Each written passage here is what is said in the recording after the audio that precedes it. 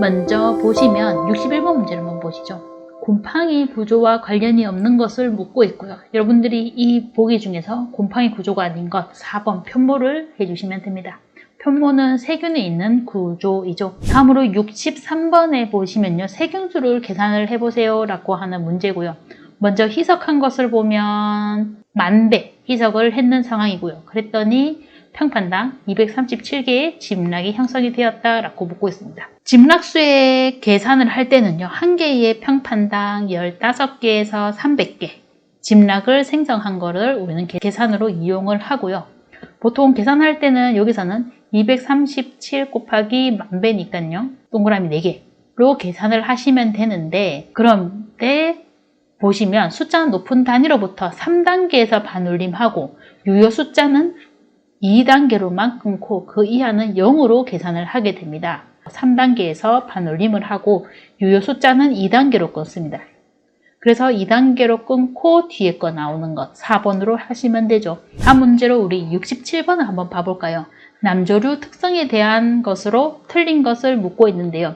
우리가 미생물을 구분을 할 적에 제일 크게 구분을 하면 원핵세포와 진핵세포를 구분을 했고요. 조류 같은 경우는 원핵세포에 들어가는 것도 있고 진핵세포에 들어가는 것도 있는데 남조류 같은 경우는 원핵세포에 들어가는 것이었고요. 그리고 남조류 외의 조류, 녹조류, 홍조류, 갈조류 이런 것들이 진핵세포에 들어가는 거였죠. 그래서 틀린 것은 2번이 되겠죠. 다음으로 70번 문제를 보시면요. 가근이 있는 곰팡이를 물었고요.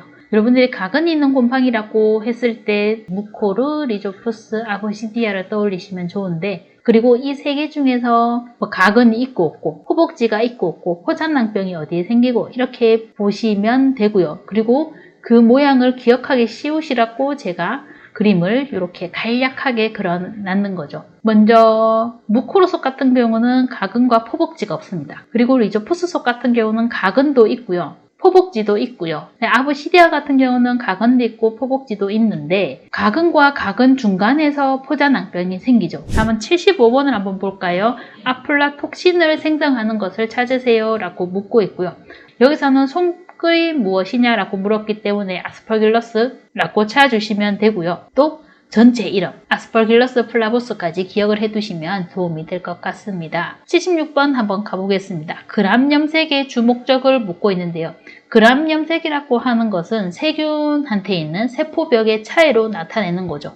그람 양성 같은 경우는 펩티도글리칸층이 두껍게 가지고 있고 그리고 테이코이게시드를 가지고 있고 그람 음성 세균 같은 경우는 펩티도글리칸층을 얇게 가지고 있고 테이코이게시드는 가지고 있지 않고 이런 차이로 그람 염색성이 좀 달라지는데요. 이것은 세균, 분류, 동정하는 데 목적을 가지고 있습니다. 다음은 78번으로 가서요. 하면 발효 맥주를 찾으라고 이야기를 하고 있고요. 하면 발효 맥주라고 하면 사카로마이시스 칼스퍼지네시스라고 하는 것을 찾아주시면 됩니다. 참고로 1번에 있는 사카로마이시스 세레비시에는 상면 발효 효모입니다. 하면 발효, 상면 발효 효모 여러분들이 차이 한번 봐두시면 도움이 될 것 같습니다. 다음 64번으로 가서요. 그람 염색에 사용되지 않는 것을 묻고 있는데요. 여러분들이 그람 염색이라고 했을 때 그람 양성이냐, 그람 음성이냐에 따라서 색 차이도 알고 계시면 좋고요. 그람 양성을 하고 나면 적자색이 나타나고 그람 음성 세균의 경우에는 염색 후에는 적색이 나타나게 됩니다. 적자색이라고 하고 여러분들이 책에 따라서는 남색이라고 나오는 경우도 있습니다. 그리고 그람 염색을 했을 때 어떤 시약을 쓰는가 그리고 시약 순서가 무엇인가 또 기억을 해두시면 좋습니다. 제일 먼저 크리스탈 바이올렛으로 염색을 하고요.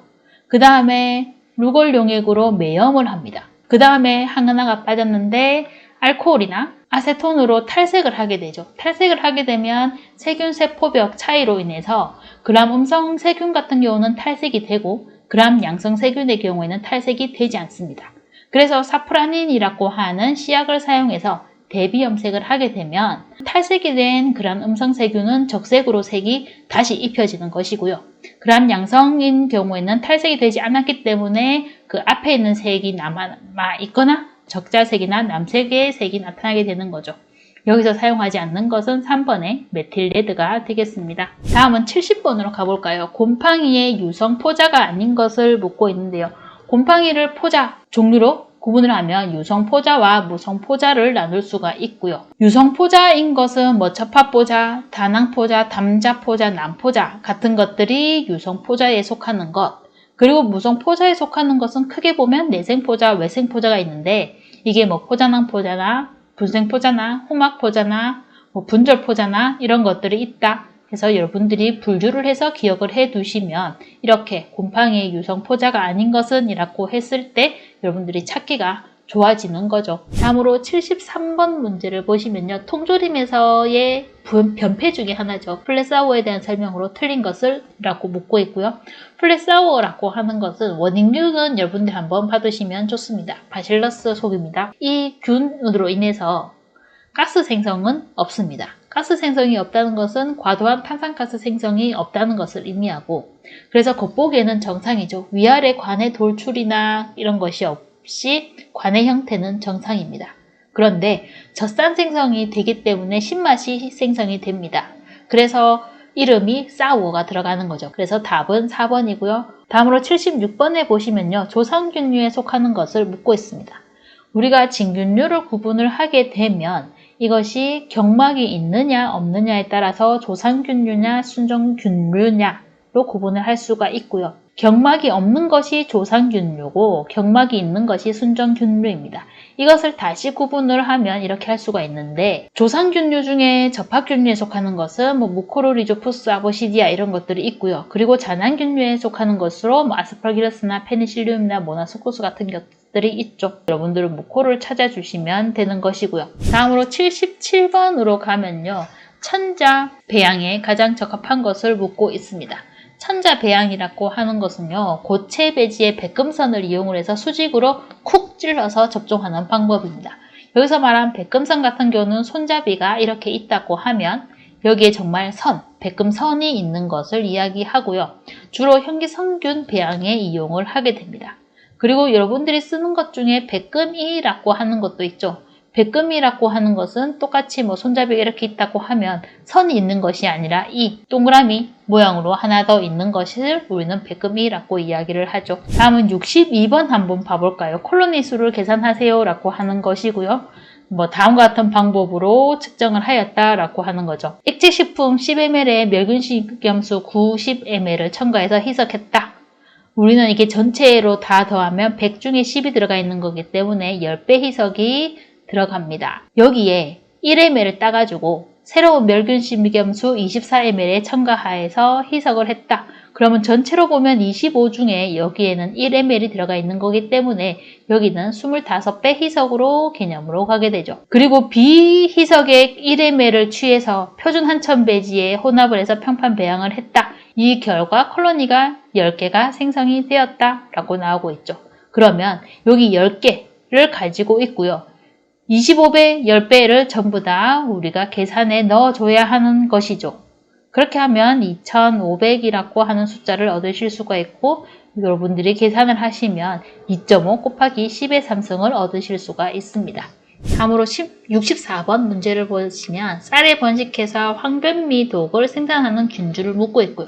보기를 보시면 전부 다 페니실리움으로 곰팡이에 속하는 것을 볼 수 있고 여러분들은 이 중에서 구분을 해서 황변미독과 관련 있는 1번을 찾아주시면 되는 거였죠. 참고로 2번에 있는 노타티온 같은 경우는 최초의 페니실린 생산을 했던 균주고요. 로코포르티라고 하는 거는 로코포르 치즈를 만들기 위한 곰팡이, 그리고 까망베르티 같은 경우도 까망베르 치즈를 만들기 위한 곰팡이라고 보시면 되죠. 그리고 이거랑 관련을 해서 여러분들이 또 68번 문제를 보시면요.